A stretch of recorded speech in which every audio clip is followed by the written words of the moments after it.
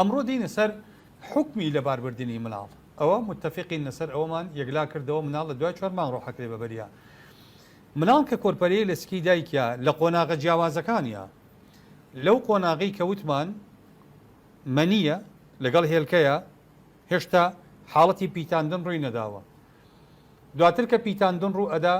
دواتر کە ئەبێ بە عەلەقە دواتر کە ئەبێ بە مضغە دواتر کە ئەبێ بە مضغەیەکی مخەلەقە دواتر کە ڕۆحەکرێ بەبەریا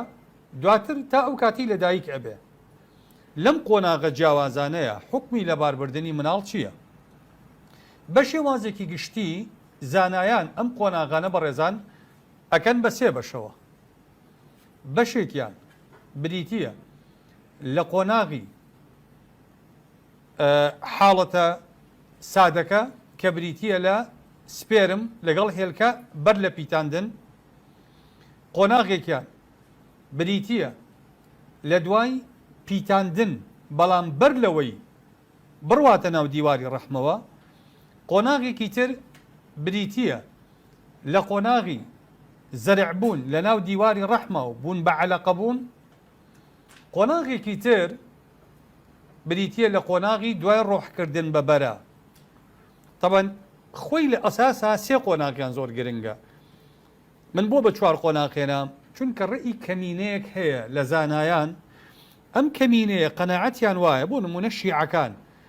ئەڵێن تەنانەت بەر لە پیتاندنی هێلکە و سپێرم ئەگەر مرۆڤێک ئیفسادی مەنیەکەی کرد چۆن ئێمە چوین لە بنکەیەکی چاندنی مناڵی بلووریە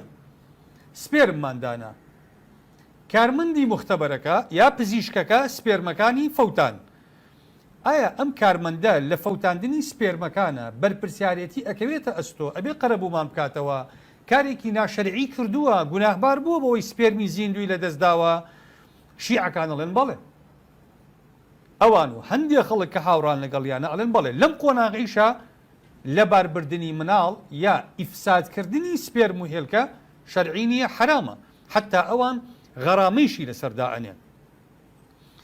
بۆ یوتم ئەوم بە قۆناغێگەنا بۆی کە ئێمە بزانین کە لەو قۆناغیشە هەندێک لە زانایان قسەیان لەسەری هەیە لە دوای ئەوەی کە ئەبێ بە هێلکەیەکی پیتێنراو ئەمە کە قۆناغی دووەمە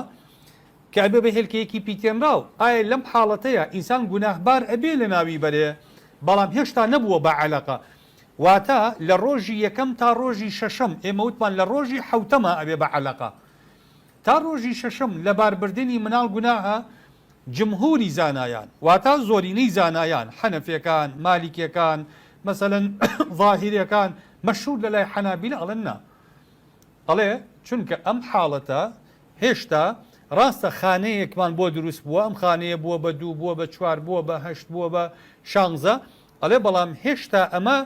نەبووە بەوەی مەلامیحی مرۆڤ وەربگرێ لەبەرەوە لە باربردنی ئەمە حاڵەتێکی ئاساییە طەبیعیە ئینسان هیچ مەسئولیەتێکی ناکەوێتە سەر زۆرینەی زانایان لەسەر ئەمن بەوەی کە ئینسان بەر لەوەی مناڵ بێ بە عەلەقە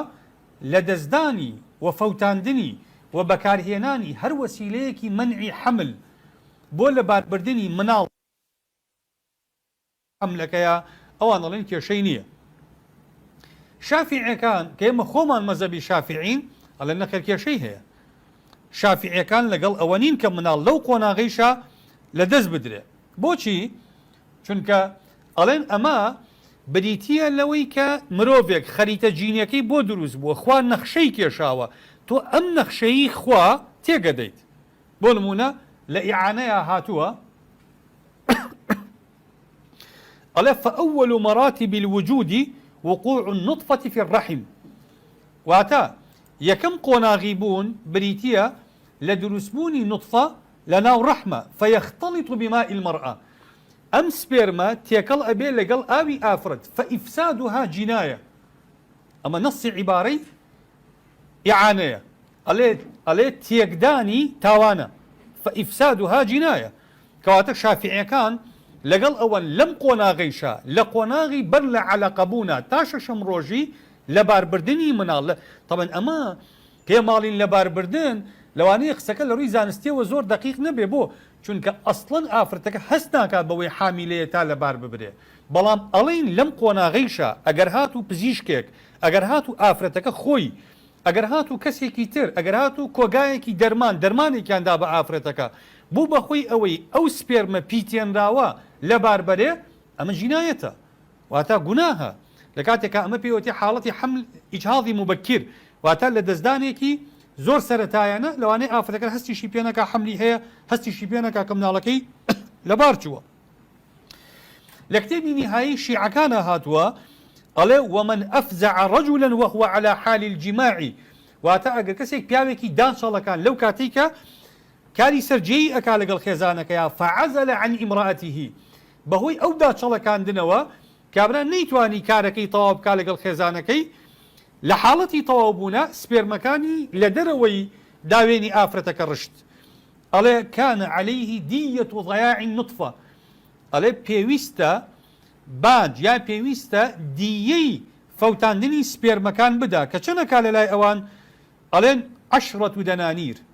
10 دینار طبعا 10 دینار بە زەمەنی خۆیان ئەو کاتە زۆرە لێرە ئیمامی غەزالی دێت تەنزیرەکە بۆ ئەم مەوزوعە ئێمە لە دینە حەدیثی صحیحی پێغەمبەرمانەیە صلی الله عليه وسلم کە پرسیاریان لێ کردووە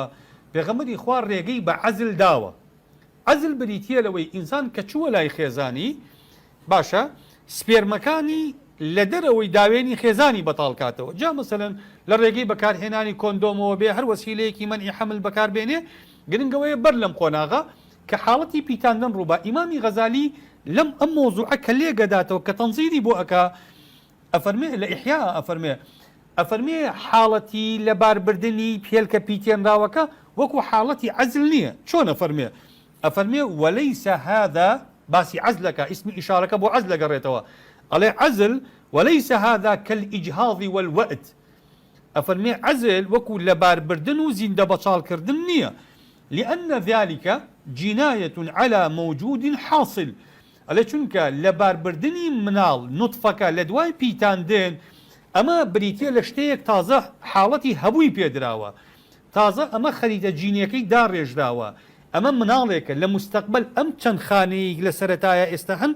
أبي بسط تريليون خانة تو ئێستا کەتێکی ئەدەی ڕێگە ئەگری لە گەشەکردنی بە مرۆڤبوونی ئەو ڕێگە ئەکری لە گەشەگرتنی خانەکان لەبەر ئیمامی غەزالی ئەفەرمێ نابێ ئەمە قیاس بکرێت لەسەر حاڵەتی عەزل وله أيضا مراتب جا ئەفەرمێ ئەم حاڵەتی تاوانکاری و لەباربردنە قۆناغ و ڕیزبەندی هەیە وأول مراتب الوجود ئەڵێ یەکەم قۆناغ یەکەم هەنگاوی بوون بە مرۆڤ أن تقع النطفة في الرحم ئەوەیە کە ئەو سپێرمانە بکەونە ناو ڕەحمی ئافرەتەکەوە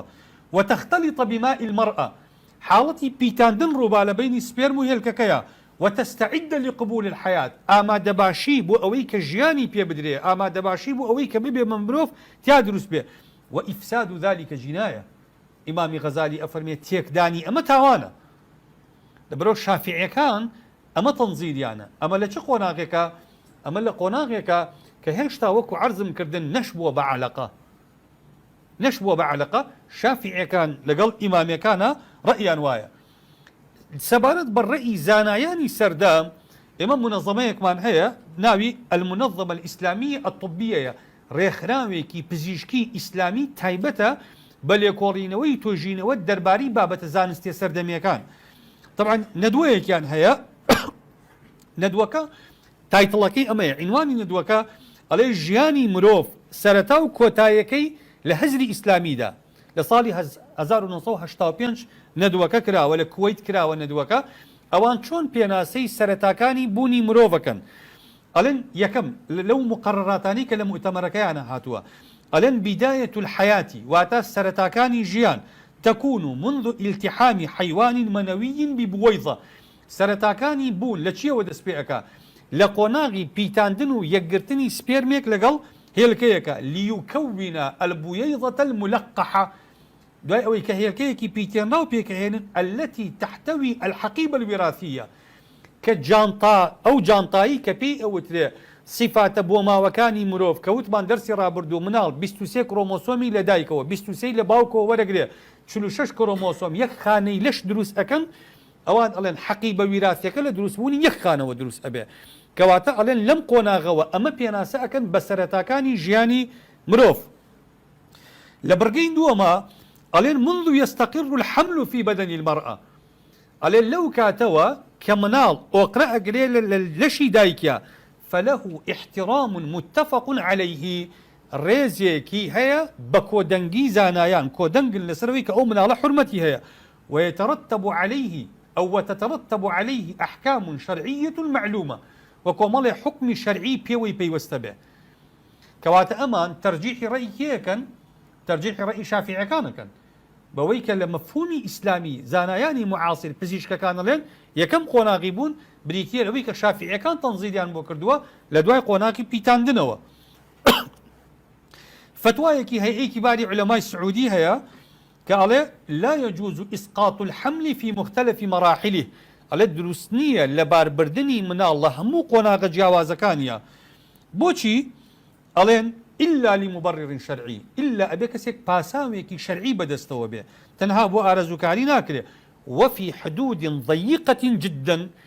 لمودايكي زور برتسكا واتابيك سكا باساوي هبه باساوكش ريقا بيدرا ونابي لمودايكي زور برتسكان به كواتا أم رأيان رأيك مجلس إفتاء أوروبي شمان هيا كعليه لا يحل الإجهاض في شريعة الإسلام واتال لباربردني منال لأيني بيروزي إسلاما درسنيا لا في الفترة الأولى للحمل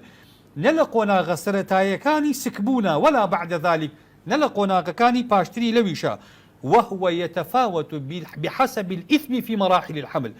عليه تاوانكي ببي قوناغ بنديق شيء من الله كفرقك واتا أقرتو لدور روجيا لباري بري جاواز وقلوي لدى الروجيا لباري بري لدى الروجيا لباري بري جاواز وقلوي لبانز الروجيا لباري بري ففي أول الحمل أخف إثما أقر سرتاي به تاوانكي كم ترى بس قرنق أوي تاوانا أو هدفك يا قرنق أوي تاوانا كابراوانا زاني بوي تفيكي رو كردوا يا واب زاني بوي كمثلا شو لتواليد خوي بطال كردوا تونا تو جنايتت كردوا لسر كسي كخريطة جينيكي خوي پروردگار كيشاويتي